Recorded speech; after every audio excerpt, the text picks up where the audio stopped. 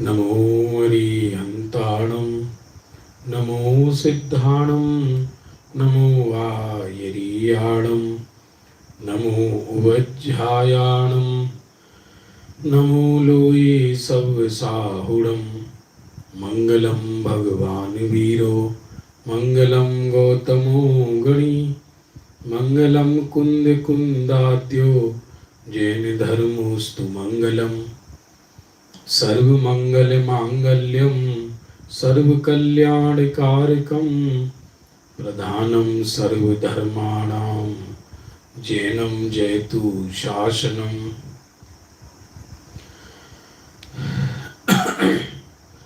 अज्ञानतिमिरान्धानां ज्ञानाञ्जनशलाकया चक्षुरुन्मीलितं येन तस्मै श्रीगुरुवे नमः। आत्मा ज्ञानं स्वयं ज्ञानं ज्ञानात् करोति किं परभावस्य कर्तात्मा मोहोऽयं व्यवहारिणाम्।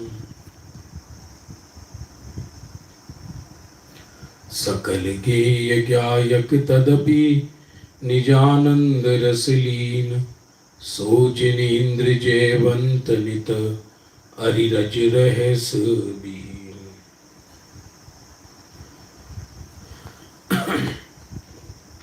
बंधुओं, संध्याकालीन स्वाध्याय का समय हो चुका।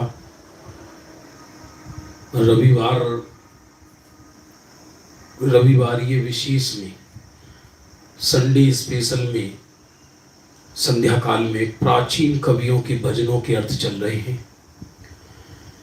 जिसमें पहले संडे को सकल गेय गायक तदपि अमर स्तुति है दौलत राम जी की, उसका अर्थ चल रहा था। 8 छंद हो गए थे पहले रविवार को, अब उससे आगे अपन लेते हैं। माने 8वें छंद में चर्चा हुई थी, ये लख निज दुख गद हरण काज। प्रभु आपके शासन में अनंतों जीव तिर गए और इस संसार में तो दुखी दुख है, और तारने के लिए आपके सिवा कोई दूसरा समर्थ नहीं है। यह देखकर मैं निज दुख तुम्हारे सामने मैंने उचरा है। उचरो निज दुख जो चिर लहा है। दुख भी उसी को बताया जाता है जिससे आशा हो। एक जो पशु है उसके शरणों में नहीं जाएगा जो उसे मारने और काटने के लिए तैयार है। पशु की निगाहें भी ऐसी होती हैं, वो ये समझता है कि ये मेरी गर्दन उड़ाने वाला है। ऐसे तीव्र कसाई जीव के शरणों में नहीं जाएगा। उसे भान हो जाता है कि ये मुझे बचा लेगा, ये मुझे बचा लेगा, तो उसके चरणों में जाता है। पशु भी, पक्षी भी। जिसका दामन स्वयं भीगा हो वो दूसरे के आंसू क्या पहुंचेगा। तो एक बीतराग प्रभु आप ही हो जो दुख से बचा लेते हो, अर्थात दुख मिटाने का उपाय बता देते हो। अब आगे क्या चल रहा है देखिए। मेरा दुख क्या है?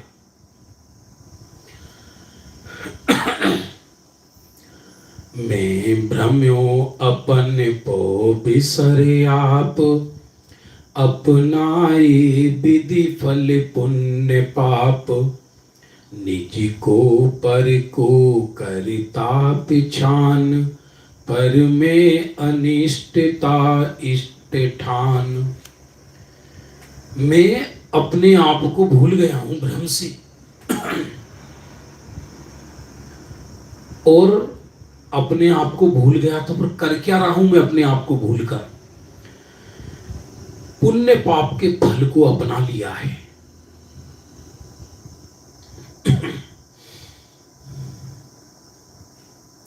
पुण्य पाप के फल को अपना लिया है, अर्थात उसमें एकत्व कर लिया है।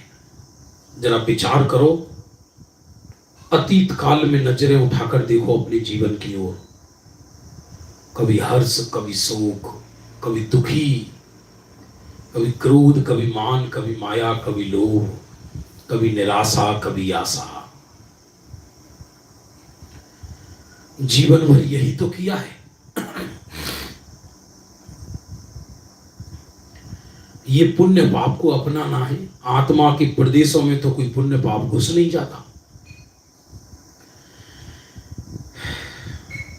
निज को पर को करता पिछान। क्या कह रहे हैं? निज में पर को अपना मानता है। ये शुद्ध आत्मा में शरीर में लाता है और शरीर में शुद्ध आत्मा। निज को पर को करता पिछान।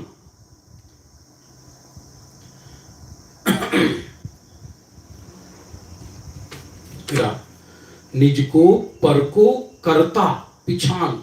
निज को पर का कर्ता मानता हूं, देह का कर्ता मानता हूं। अच्छे अच्छे सावधानी रखने वाले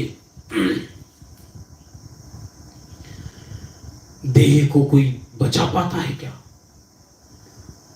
देह के यदि छूटने का काल हो तो कौन बचा पाता है? यदि मैं देह का कर्ता होता तो फिर तो मैं देह को रख लेता ना। देह छूट के कैसे जाता? निज को पर को करता पिछान, पर में अनिष्टता इष्ट ठान।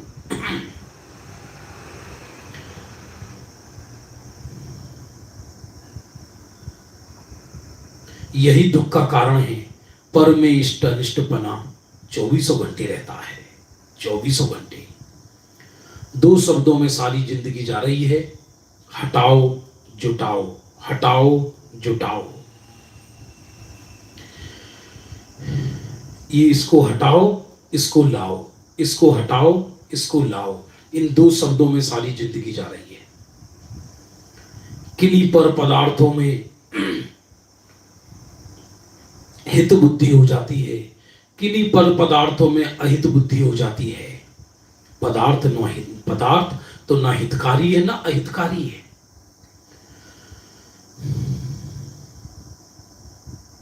मेरे लिए मैं ही तो हितकारी हूंगा, दूसरा कोई हितकारी कैसे हो सकता है?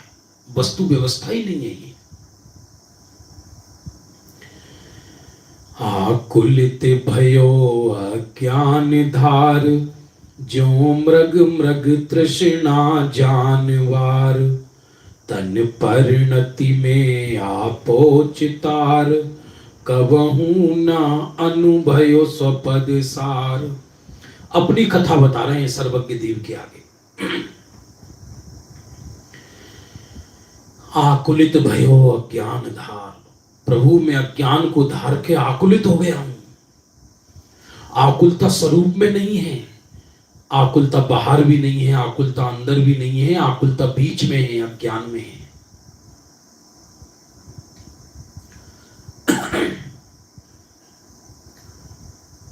शांति का सागर आकुलता में चल रहा है।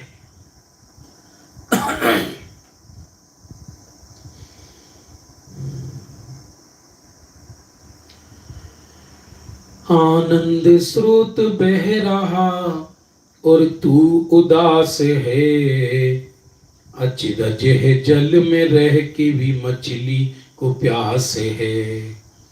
अचरज है जल में रह के भी मछली को प्यास है। निराकुलता का भंडार आकुलता में चल रहा है। आकुलित भयो अज्ञान धार, ज्यो मृग मृग तृष्णा जानवार। वार माने पानी। एक मृग और एक होती है मृग तृष्णा।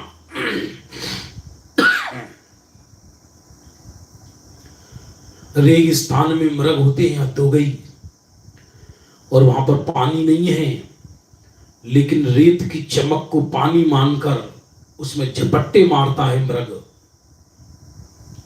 तड़पता हुआ प्यास में, लेकिन पानी की बूंद नहीं मिलती। मुंह में गर्म रेत घुसता है,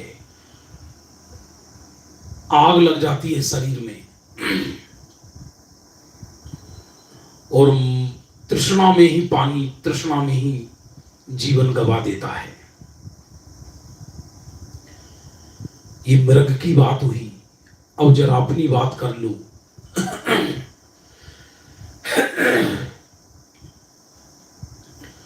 जन्म से लेके आज तक किसी परद्रव्य में सुख मिला क्या? वो तो पशु था, हम तो मनुष्य हैं। सिवाय आकुलता के क्या भोगा है? पाप उदय वालों की चर्चा नहीं कर रहा, पुण्य उदय वालों ने भी आकुलता ही भोगी है।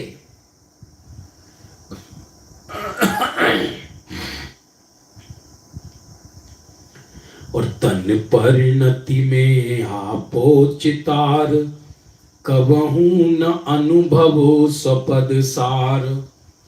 तन की परिणति में, देह की परिणति में आपो चितार, अपनेपन की कल्पना करके अपने आत्म अनुभव, अपने पद का कभी अनुभव नहीं किया मैंने प्रभु। तन की इतनी चिंता है, पूछो नहीं। और फिर भी तन को तो जब छोड़ के जाना है, जाना ही है। तन को छोड़ के क्या जाना है? हंस उड़ जाता है। तन को तो, शरीर की तो परिणति जैसी होनी है वैसी होकर रहती है।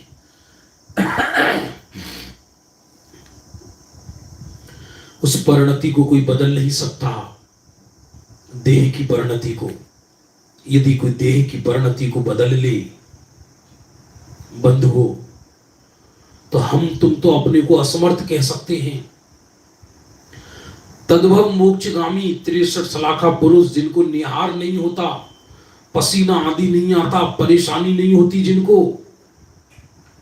वो भी एक समय अपने तन को नहीं टिका पाई। जिनके बुढ़ापा आदि नहीं आता, महासुंदर शरीर,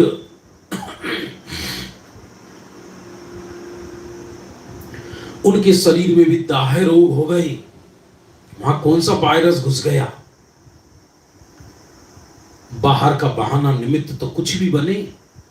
तन को तो जब परिणति जैसी बननी है वैसी बननी है। तन की तो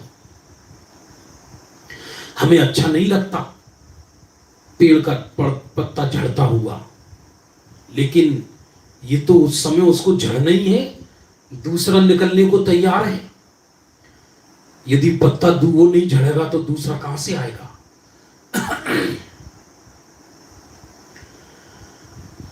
मैंने इस तन में अपने आप को जाना और कभी अपने पद का अनुभव नहीं किया। तुमको बिन जाने जो कलेस, पाए सो तुम जानत जिनिस। पशु नारक नर सुर गति मझार, भव धर धर मर्यो अनंत बार। तुमको बिन जाने जो कलेस, पाए सो तुम जानत जिनिस। पशु नारक नर सुर गति मझार, भव धर धर मर्यो अनंत बार। दौलत राम जी कहते हैं, मैंने तुमको जाने बिना आज तक बहुत क्लेश पाए। प्रवचन सार में लिखा ना, जो जान दिया रहंतम दब्बत गुणत पज्जयते, 80वीं गाथा। जो भगवान को, अरहंत को द्रव्य पने, गुण पने, पर्याय पने जानता है, वो अपनी आत्मा को जानता है। और जो अपनी आत्मा को जानता है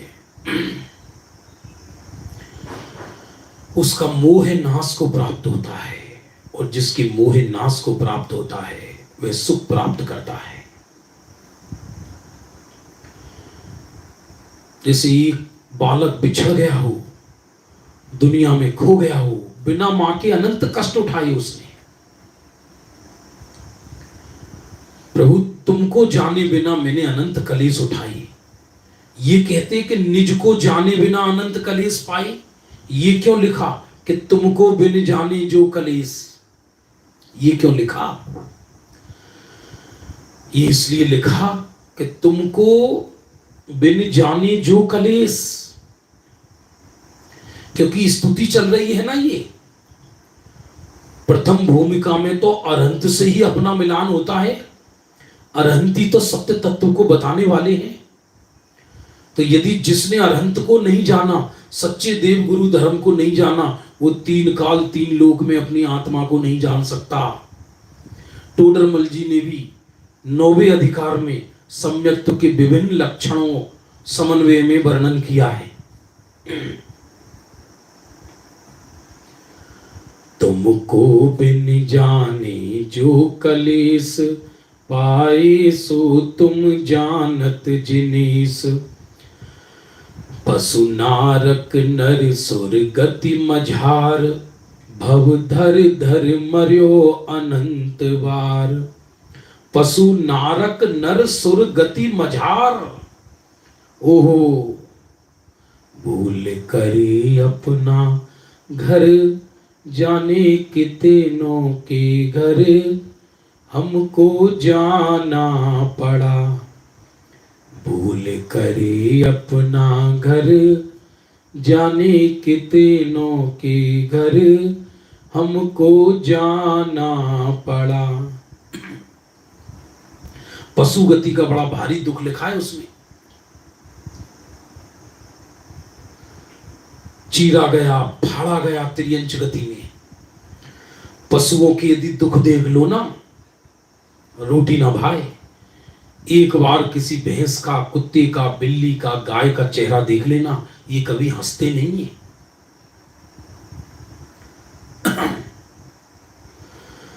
पशु नारक नरक में तो अपार कष्ट ही। कर्णधर कहे, तीर्थंकर कहे और नारकी जाने, कोई मनोरंजन नहीं है ये। चतुर्गति परिभ्रमण कोई झूला नहीं है ये मेले का। ये अनंत अनंत कष्ट हैं इसमें। सुरगति में भी ईर्ष्या और मिथ्यात्व के बस अनंत कष्ट पाया। और मनुष्य पर्याय का तो सबको मालूम ही है। संसार में सुख सर्व था, काहू नहीं देखा। कोई तने दुखी, कोई मन दुखी, कोई धन दुखी देखा। ये चारों गति के दुख की कल्पना नहीं है, कोई मनोरंजन नहीं है। कांप जाए हृदय। ये पहली में पहली पात्रता है। रतनकंड श्रावकाचार में सदा सुखदास जी ने लिखा है, चारों गति के दुखों से भयभीत होना ये पात्रता है प्रारंभिक भूमिका की। और जब चारों गति से दुख से भयभीत होता है, तब श्री गुरु के चरणों में आता है। वीतराग देव के चरणों में आया और उनसे कह रहा है कि प्रभु, तुमको जाने बिना मैंने कलेश उठाई। नाव चलाने वाला ही तो भव सागर से पार निकालेगा, बाकी इतने कष्ट हैं कल्पना नहीं कर सके। लाशों की धज्जियां उड़ रही हैं। पशु नारक नर सुर गति मझार, भव धर धर मर्यो अनंत बार। भाव परावर्तन, द्रव्य परावर्तन, क्षेत्र परावर्तन, एक एक प्रदेश में अनंत अनंत बार जन्म करके मरता है।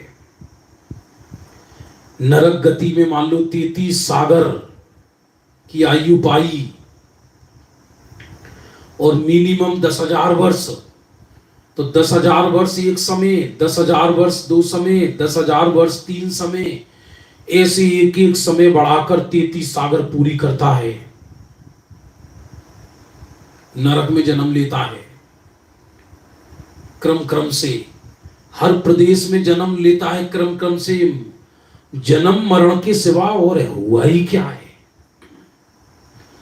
एक ही कथा है। इस हल्की फुल्की आराधना में पर्याय बुद्धि मत कर लेना। ऐसे भी अनंत बार सुना है हमने, पूर्व में अनंत बार सुनाया है। हर साथी ऋग की आंशिक वृत्तियों को आराधना समझ के भ्रम में मत पड़ जाना। कीमत तो आराधना की है, कीमत शब्दों की नहीं है। पशु नारक नर सुर गति मझार, भव धर धर मर्यो अनंत बार। अनंत बार मरा हूं प्रभु में। दौलत राम जी कह रहे हैं स्तुति चल रही है, अमर स्तुति है ये। अब काल लब्धि बलते दयाल, तुम दर्शन पाए भयो खुशाल। मन शांत भयो मिटी सकल द्वंद, चाख्यो स्वातम रस दुख निकंद। काल लब्धि, कोटि कोटि कल्प काल निकल जाते हैं, सर्वज्ञ देव के दर्शन नहीं होते। कोटि कोटि कल्प काल निकल जाते हैं, सदगुरु नहीं मिलते। कोटि कोटि कल्प काल निकल जाते हैं, सत्य जिनवाणी में सुनने को नहीं मिलता, वो भी सदगुरु के द्वारा। अमरचंद्र आचार्य ने समय सार में लिखा, विरक्त गुरु के द्वारा बारंबार समझाए जाने पर। ऐसे सदगुरु का मिलना दुर्लभ है। और प्रभु मेरी काल लब्धि आई, हमको ऐसा लगता है देव दर्शन तो सामान्य चीज है। अरे कहीं ऐसी जगह जन्म हो गया होता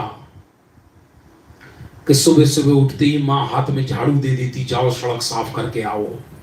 कहीं ऐसी जगह जन्म हो गया होता कि पथरा ढो रहे होते, चिनाई कर रहे होते, सड़कों पे से कागज बीन रहे होते, तब आती महिमा सर्वज्ञ देव की।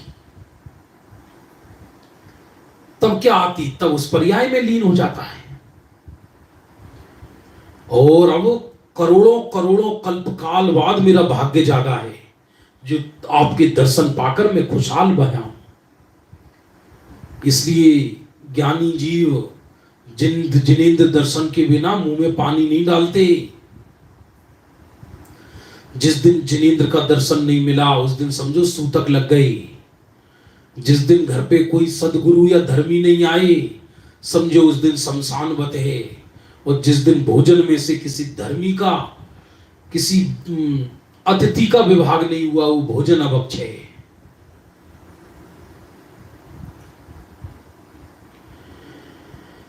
अब काल लब्धि से तुम्हारा दर्शन पाया है, ऐसे मत समझना जिनेंद्र का दर्शन, जिन बिंब दर्शन को सम्यक्त्व में प्रबल निमित्त कहा। मन शांत भयो मिटी सकल द्वंद। और जब मैंने आपकी बिंब देखी,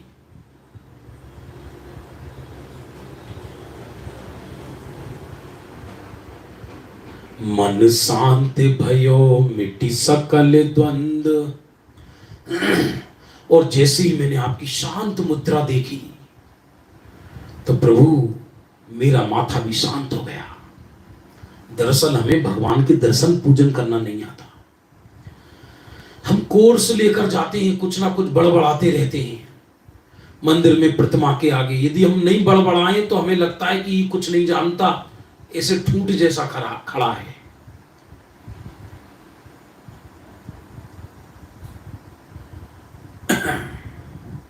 और जो बड़बड़ाता है, बोलता है, चिल्लाता है, तो जो बेचारे मौन है वो सोचते ही बड़े धर्मी है जी, क्या क्या जय हो प्रभु पतित पावन। अरे क्या रखा है इन चीजों में, क्यों बोल रहे हो?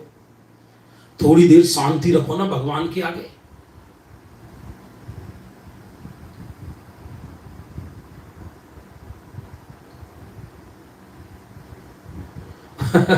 हमारे अमित जी नई नई प्रश्न लिखकर भेजते रहते हैं, तो सब स्तुति ना पढ़ें। अरे पढ़ना, पढ़ने में प्राण निकलते हैं। ये पढ़ने की चीज है क्या? हम तो कोर्स रट लिए हमने तो। अरे भगवान के आगे ये पढ़ो, चलो ये पढ़ो, चलो ये, जैसे रोबोट क्रिया करता है, चत्तारी मंगलम अरंता मंगलम, ये हो गया अब ये बचा, ये हो गया अब ये बचा, ये हो गया अब ये बचा। कोर्स पूरा करने जाते हैं, देव दर्शन करने कहां जाते हैं?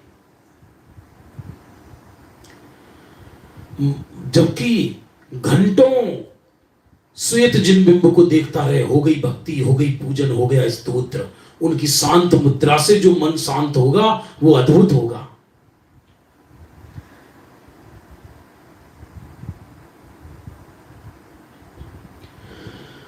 मन शांत भयो मिटी सकल द्वंद, चाख्यो स्वातम रस दुख निकंद। मैं कुछ नहीं बोलता प्रभु, आपको तो पता है मेरे, ये लिखा ना पूर्व में बोली आई हम ये वाली बात।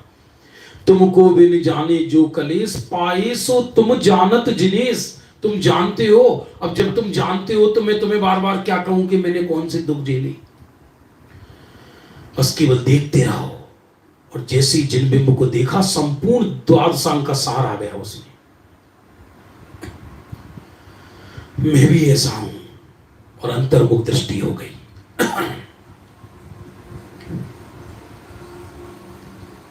और मन शांत हो गया, सारा दुख द्वंद्व मिट गया, जगत की तृष्णा मिट गई, और आप जैसा मैं हूं ऐसा जानकर अपनी महिमा आई, और आत्मा का रस चख लिया, सम्यक दर्शन हो गया। ताते अब ऐसी करहु नाथ, बिछुरे न कभी तुम चरण साथ। तुम गुण गण को नहीं छेव देव, जग तारन को तुम बेरद एव। इसको स्तुति कहते हैं। अब प्रभु जब आपको देखने मात्र से अनंत शांति हो गई, आत्मा का रस चख लिया, अब कुछ ऐसी करो मेरे साथ प्रभु, अब तुम्हारा चरणों का साथ कभी ना बिछड़े। लोक में ये नियम है, किसी कोई ऐसा मित्र मिल जाए जो हमारे सारे दुखों को दूर कर दे, तो हम उसका साथ छोड़ेंगे क्या? तो प्रभु जब आपकी एक दर्शन मात्र से सारा द्वंद्व मिट गया, सारी तृष्णा मिट गई, और देवगण जाते हैं, नंदीश्वर देवगण जाते हैं। अभी जरूरी थोड़ी है भगवान के आगे बोलते ही रहते हो। कोई गा रहा है, कोई मौन है, कोई देख ही रहा है। जिन बिंब को देखा, देखते ही सम्यक्त हो गया। बोलने में ज्यादा बहादुरी है क्या? गाने में ज्यादा बहादुरी है क्या?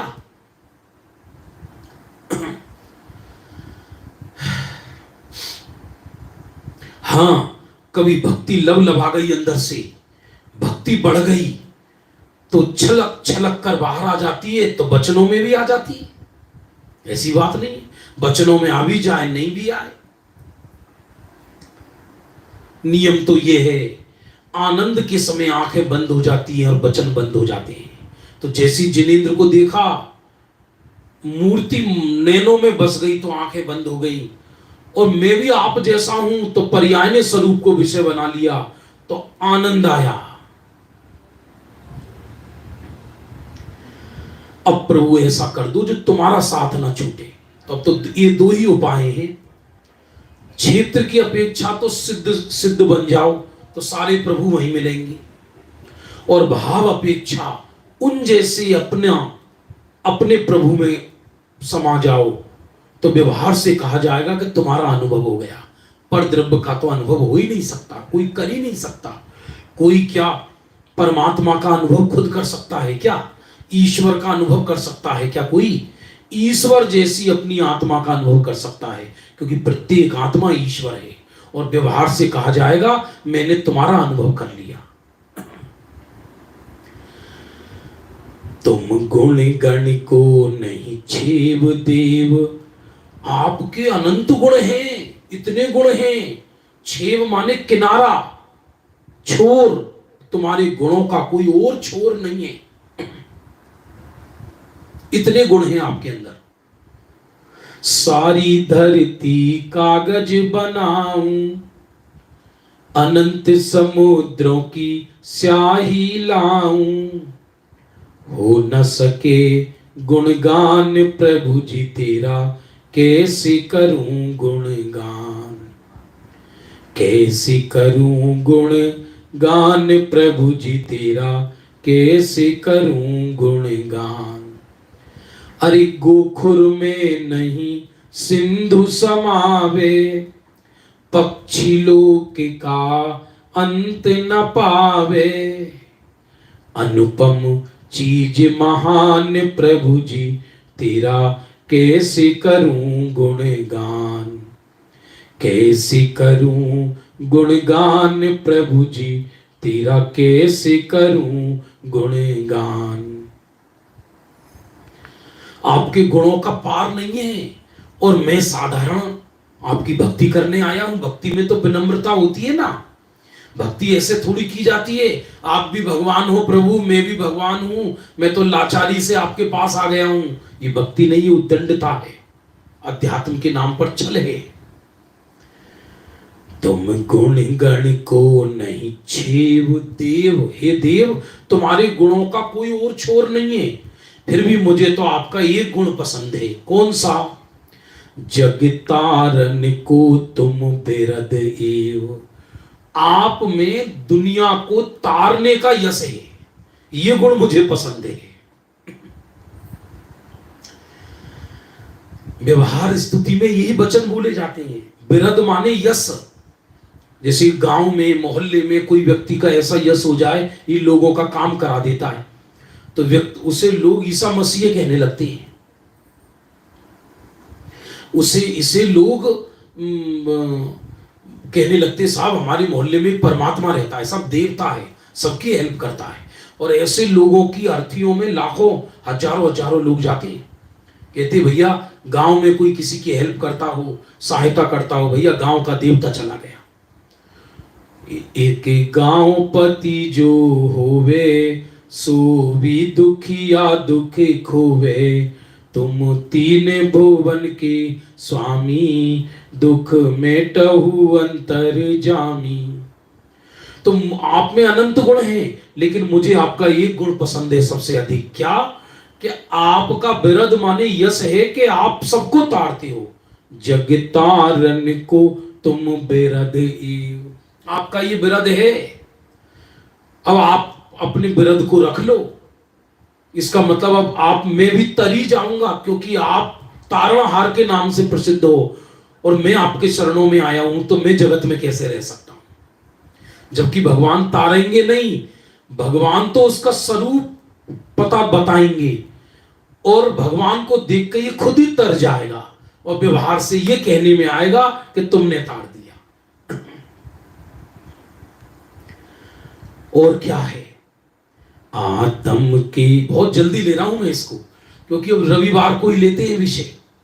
अब कितने विषय चलाएं? रविवार को ही भजनों के अर्थ लेते हैं। आत्म के अहित विषय कसाय, इनमें मेरी परिणति न जाए। ये मत समझना कि मैं कोई आपके समर्षण से दो चार हीरे लेने आया हूं। जब जो सोने का सिंहासन आपने ही नहीं छुआ, मैं कोई सोने के सिंहासन की इच्छा नहीं है मुझे कि मैं भी स्वर्ण सिंहासन पर अधर विराजू, ये इच्छा नहीं है मेरे को। मेरे को ये इच्छा नहीं है कि सौ सौ इंद्र मेरे चरणों में नमे। मुझे ये इच्छा नहीं है प्रभु कि मेरे पे छत्र चवर भामंडल गिरे, क्योंकि छत्र चवर भामंडल ये तो मायावी जनों पर भी होते हैं। फिर तो तुम आई क्यों हमारे पास? कि आत्म की अहित विषय कसाय, इनमें मेरी परिणति न जाए। इस मेरा अहित करने वाला दुनिया में कोई है दुख का कारण, तो मेरी विषय कसाय, पांच इंद्री कसायों में लीन रहना, मिथ्यात्व, अज्ञान, असंयम, ये दुख का कारण है। दुनिया जिस चीज को समेटने लगी है, मैं उसको छोड़ने आया हूं प्रभु। ये मत समझ लेना कि मैं आपसे कुछ मांगने आया हूं। जब आपने ही छोड़ दिया तो मैं क्यों मांगूंगा आपसे? एक बहुत अपने मांगी लाल जी साहब एक भजन सुनाते हैं, कोला रस वाले। मैं क्या मांगू भगवान, मैं तुमसे क्या मांगू, अरे मैं क्या मांगू भगवान, मैं तुमसे क्या मांगू।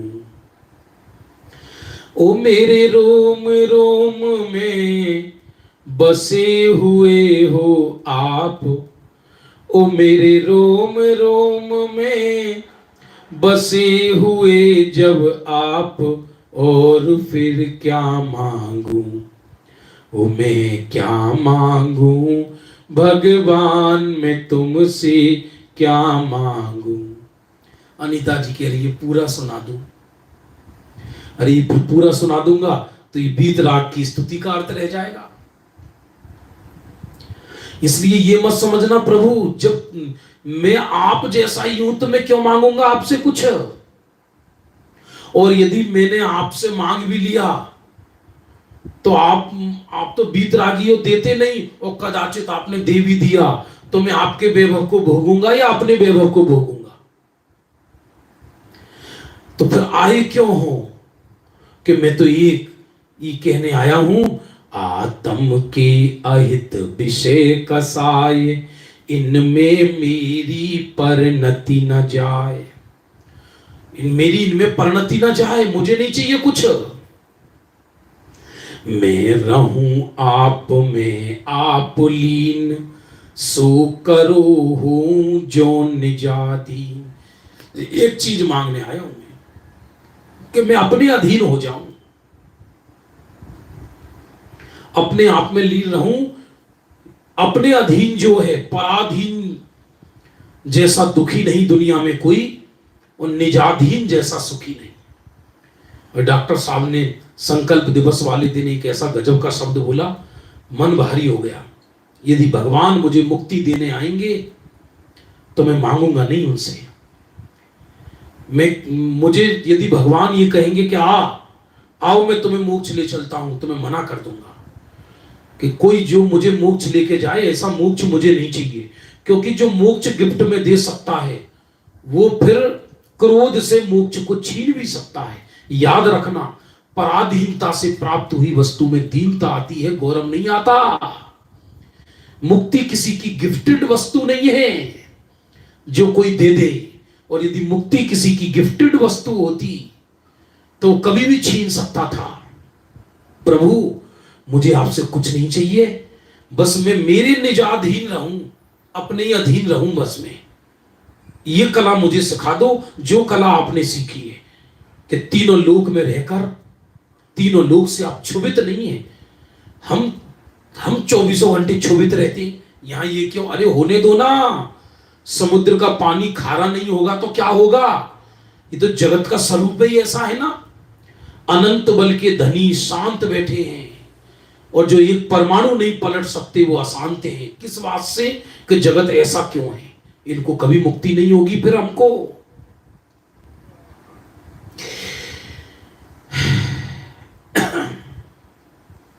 मैं तो बस मेरे अधीन हो जाऊं। निश्चय से तो हर आत्मा अपने ही अधीन है। अज्ञानी भी पराधीन नहीं हुआ, पराधीनता का भ्रम है।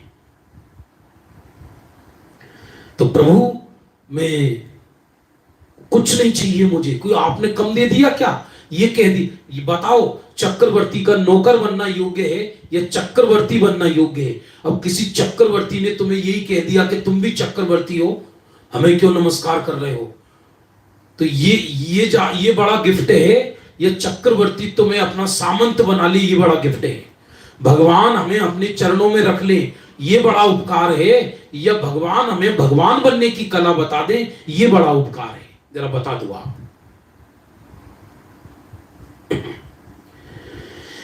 आज पूरा करूंगा इसे, 3 छंद और बचे। मेरी न चाहे कछु और ईस, रत्नत्रय निधि दीजे मुनीश। मुझे कुछ चाहे नहीं है, मुझे रत्नत्रय निधि दे दो बस। रत्नत्रय ये भी व्यवहार है।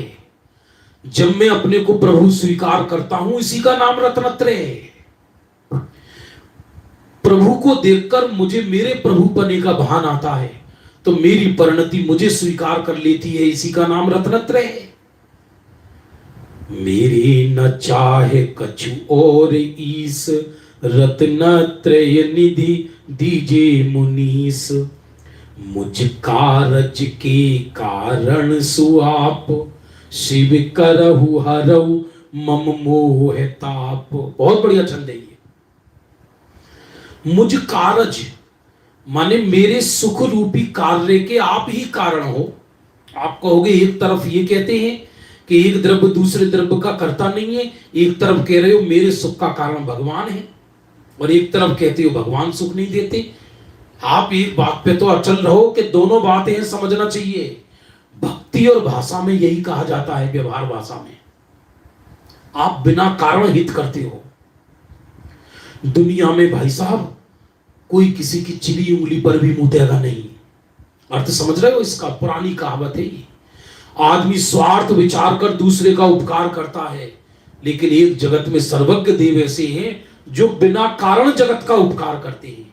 अर्थात लोग उनके समक्षण में आते हैं और बिना अपना स्वार्थ विचारे असंख्यातों जीव तिर जाते हैं। मुझ कारण के कारण सु आप, आपको केवल ज्ञान इसलिए हुआ है मुझे मोक्ष जो जाना है। आप भगवान कुंद कुंद ने जो समय सार लिखा है वो मेरे लिए लिखा है। शिव करऊ हरऊ मम मोह ताप, मुझको शिव कर दो, मोक्ष दे दो, मेरा मोह रूपी ताप हर लो। ये व्यवहार वचन है। बाकी तो स्वरूप, उनका स्वरूप ख्याल आया तो अपना स्वरूप ख्याल आ जाता है, तो अगली पर्याय में मोह ही पैदा नहीं होता। तो व्यवहार से प्रभु पर उपचार चला जाता है कि प्रभु ने मोह का हरण कर लिया। ससी शांति करन तप हरन हित, स्वयमेव तथा तुम कुशल देत। जैसे चंद्रमा, अभी 9 तपा चल रहे हमारे कोटा में, गर्मी, और चांद निकले पूर्णमासी का, रात्रि को बगल में गंगा बह रही हो, अपने आप शांति शांति शांति। पूरे दिन भर की जो माथा पच्ची है ना, जो जीव लार बहाता हुआ सड़कों पर जो लाशें घूम रही हैं, मोह के वशीभूत होकर, जिसे जगत के लोग पुरुषार्थी कहते हैं। पुरुषार्थी नहीं, ये कर्म की आग में जो संसार के प्राणी पशुओं की भांति धरातल पर भागते फिरते हैं, रात्रि में चांद के नीचे सो जाएं तो इनको अपार शांति आती है। लगता है कि अरे शांति तो अब आई। उसी तरह चारों गति में भटककर प्रभु तुम स्वयं कुशल देते हो। चंद्रमा से कोई निवेदन नहीं करता, लेकिन चंद्रमा अपने आप जैसे शांति देता है, वैसे ही तुम किसी के निवेदन से या किसी पे प्रसन्न होकर किसी की कुशल नहीं करते, आप निरपेक्ष कुशल करते हो दूसरों की। वाह, ऐसे दाता हो आप, ऐसे तारणहार हो। तारने की इच्छा नहीं, फिर भी जगत को तारते हो। अरे सारे जग के तारण हारे, फिर भी जानन हारे रे। सारे जग के तारण हारे होने पर हो जानन हारे, जानन हारे होकर तारण हारे हो। पीवत पीयूष जो रोग जाए, त्यों तुम अनुभव ते भव नसाय। जैसे अमृत पीने से रोग नष्ट हो जाता है, तुम्हारे अनुभव से भव का नाश हो जाता है। और तुम्हारे अनुभव का अर्थ हो ही गया। जब तुम्हारा स्वरूप पहचाना तो मेरा स्वरूप ख्याल में आया, तो मुझे मेरा अनुभव हो गया। और मेरे अनुभव को व्यवहार से प्रभु का अनुभव कहा जाता है। प्रभु का अनुभव कहा जाता है। अजब गजब है, सच कह रहे हैं। ये स्तुति ऐसी है, ये तो चूंकि केवल रविवार को ले रहा हूं इसलिए मैंने फास्ट अर्थ किया, 100 पेज में इसका अर्थ लिखा जाए, केवल ज्ञान हो जाए। इस स्तुति को पढ़ते पढ़ते सम्यक्त हो जाए, ज्ञान चारित्र हो जाए, जगत असार लगने लगे। ऐसी अमर स्तुति है। त्रिभुवन तीहु काल मझार कोई, नहीं तुम बिन निज सुख दाय। चारों तरफ तस्करों के बीच पड़ा हूं प्रभु में। 3 काल 3 लोक में तुम्हारे बिना कोई सुखदाई नहीं है। आप किसी को ये नहीं कहते कि मैं तुम्हारा कल्याण कर दूंगा, किसी को नहीं कहते आप। लेकिन मुझे खुद ये निर्णय हो गया, आप ही मेरे हितैषी हो। और जिसमें हित बुद्धि होती है ना, जिसके प्रति, उसी के प्रति प्रभु लोगों को विश्वास होता है, व्यक्ति को, प्राणी को विश्वास होता है। मैंने आज निर्णय कर लिया कि तुम्हारे बिना कोई सुखदाता नहीं है, अर्थात मेरे अनंत सुख में आप ही यथार्थ निमित्त हो। मोर यह निश्चय भयो आज जिन मंदिर में आकर, आपके मंदिर में आकर ये निश्चय हो गया, दुख जलधि उतारन तुम जहाज। इस संसार रूपी सागर इतना लंबा है, हरा इसमें पार उतरने के लिए आप जहाज के समान हो। ये स्तुति मनोरंजन लगेगी जब तक इसका भाव भाषण नहीं हो। जरा विचार करो, हम ऐसे समुद्र में फंस गए, चारों तरफ और छोर से कहीं कोई नजर नहीं आ रहा, नदियों में बार बार नाक डूबती है, प्राण घुटते हैं, चारों तरफ मगरमच्छे हैं, और ऐसे समय में कोई नाविक हमको ऊपर उठा के पार लगा दे, उसके गुण कैसे भूलेगा जीव, उसका कैसे उपकार चुकाएगा। तो प्रभु और कोई नहीं है जगत में एक वीतरागी के सिवा, और आपको पाकर भी मेरी दृष्टि अन्यत्र जाए तो समझना रत्न दीप पर जाकर विष्ठा इकट्ठी कर रहा हूं, ऐसा समझना। तुम ही एक समर्थ हो, तुम गुण गण मणि गणपति। तुम गण माने समूह है, तुम्हारे जो गुणों के समूह है, तुम गणपति हो, इसलिए भगवान को गणपति कहा। और गणत न पावहि पार, और आपके गुणों को गिनेंगे तो पार नहीं पा सकते। दौल स्वल्प मति किम कहे। दौलत राम जी कहते मैं अल्पमति हूं, मैं क्या कहूं। नमहु त्रियोग समार, मैं तो विनय पूर्वक प्रभु बस आपको नमस्कार कर रहा हूं, बस यही मेरी स्तुति है। ये मेरी अल्प स्तुति को प्रभु, मेरे जो मन में था मैंने आपकी स्तुति की है, और वो भी किसी को सुनाने के लिए नहीं, जगत मेरी स्तुति को पढ़े इसलिए नहीं, ये मैं आपके चरणों में आया हूं भवसागर से तरने के लिए।